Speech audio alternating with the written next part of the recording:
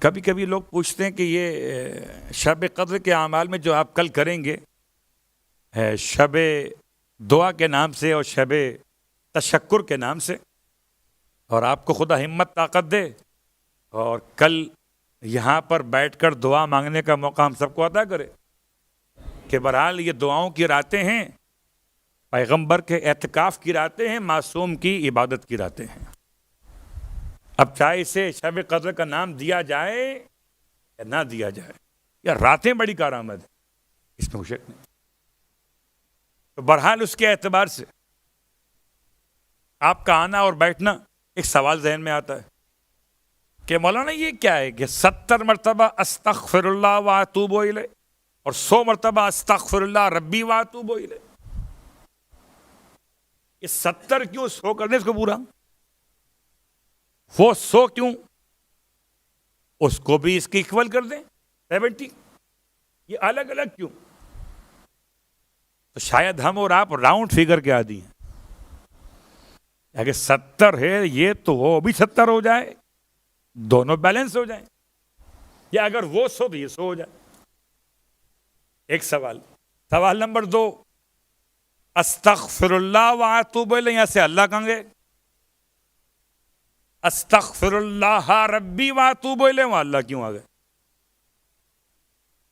تو لفظ اللہ لفظ رب کا مسئلہ، استغفر اللہ واتوب الیہ رب نہیں ہے، اور استغفر ربی واتوب الیہ ربی موجود ہے، ربی کیوں نہیں؟ تو پہلی بات کہ یہ اعمال اگر کسی عالم نے دیے ہوتے تو ہم سوچتے کہ شاید عالم کو اپنوں کا مسئلہ رہا ہوگا، ایک دفعہ یوں ٹرائی کر لیتے ہیں، ایک دفعہ یوں ٹرائی کر لیتے ہیں، ہو سکتا ہے کیا صحیح ہو جائے۔ اماں نے جب پکانا سکھایا اپنی بچیوں کو تو سکھایا کہ یہ شارٹ طریقہ ہے، لانگ طریقہ ہے پکانے کا، اگر گیس کم آئے تو ایسے پکا لینا، گیس اگر فل آئے ایسے پکا لینا۔ یہ مسئلہ ہے پاکستان کے شہروں کا، آپ جانتے ہی۔ خیر، جواب کیا ہے اس کا؟ جواب نمبر 1 کہ معصوم نے اگر فیگر بتائی ہے تو اس فیگر کی اہمیت نمبر 1۔ اگر آپ سے کہا جائے اس عمارت کے بناتے ہوئے اس عمارت کے سائز کے لحاظ سے اس کی چھت میں جو پلرز آئیں گے وہ 4 آئیں گے مثلا، اور 4 کا فاصلہ آپس میں اس طریقے سے ہوگا کہ ایک یہاں ناپ کے بتایا گیا۔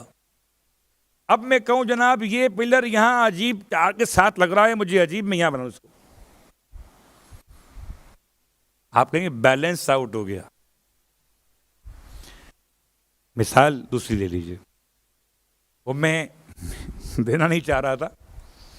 اگر کوئی آپ سے کہے کہ فلاں مقام پر دفن خزانہ، یہاں سے نکلیں گے مطلب اپنے گھر سے اور 14 میٹر آپ آگے بڑھیں گے، ایک جگہ کھودیں گے تو وہاں پیسے ملیں گے آپ کو، آپ اگر 15 پہ چلے گے تو پیسے ملیں گے،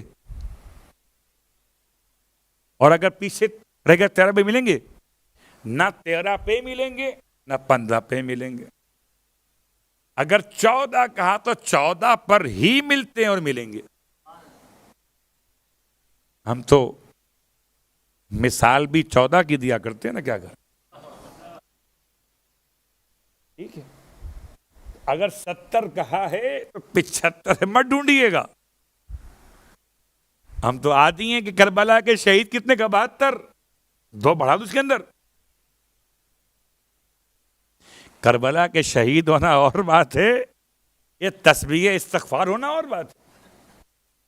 خیر، بات کو سمیٹ لوں، یہ بات سمجھاتے ہوئے کہ دونوں کے کلمات میں لفظ ربی کا استعمال معصوم کے بیان کیے گئے فرمان کے عین مطابق ہے۔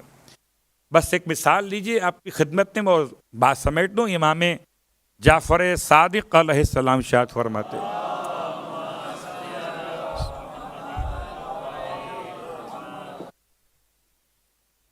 امام دعا تعلیم فرما رہے تھے، دعائے غریق، اور دعائے غریق میں آپ نے فرمایا یا اللہ ہو یا رحمان ہو یا رحیم ہو یا مقلب القلوب ثبت قلبی علی دینک. راوی نے امام کے سامنے ریپیٹ کیا, امام سے دعا سنائی, یا اللہ ہو یا رحمان ہو یا رحیم ہو یا مقلب القلوب والابصار ثبت قلبی علی دینک.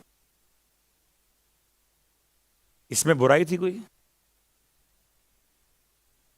نہیں, امام نے گواہی دی ہے. یہ کون سی دعا ہے؟ اس میں قلوب کے بعد ابصار بھی آیا ہے. یہ دعا آپ کو ملے گی نوروز کی دعاؤں میں. یا مقلب القلوب والابصار یا محول الحول والاحوال حول حالنا الی احسن الحال. امام رک گئے, فرمایا بے شک خدا مقلب القلوب والابصار ہے, لیکن جتنا ہم نے بیان کیا ہے اتنا ہی تم نے پڑھنا ہے. یعنی برحق ہے خدا کے لیے ربی کہنا, لیکن اگر معصوم نے 70 مرتبہ کلمات میں کہا استغفر اللہ و اتوب الیہ, تو اب ربی کہنے میں معصوم کے عمل کے خلاف چلے جاؤ گے. اس کا نقصان کیا ہوگا؟